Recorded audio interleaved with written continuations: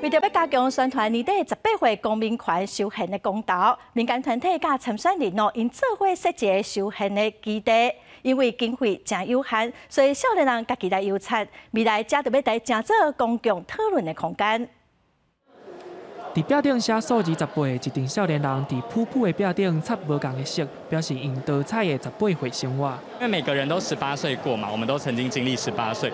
那我们的18岁是被这些其他人认同的，还是我们的18岁是受到很多的挫折？好，18岁会当做的代志真多，煞袂当参与民主选举的投票过程。今年我是18岁，我在刑法上我需要负全责。那在2023年，我在民法上我也有完全的责任。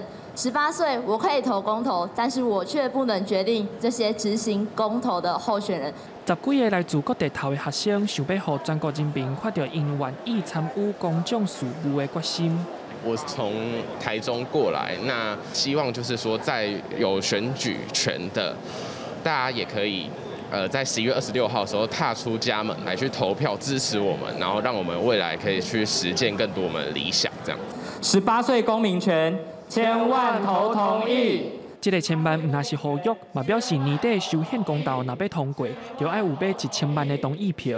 为着达成这个目标，台湾青年民主协会甲武党籍台北市议员参选人吴征伫台北市松山区租这个空间，唔那是修宪公投的基地，未来会伫遮设点办讲座，开放予少年人使用，成做一个自由的空间。记者林世豪、谢桂林台北报道。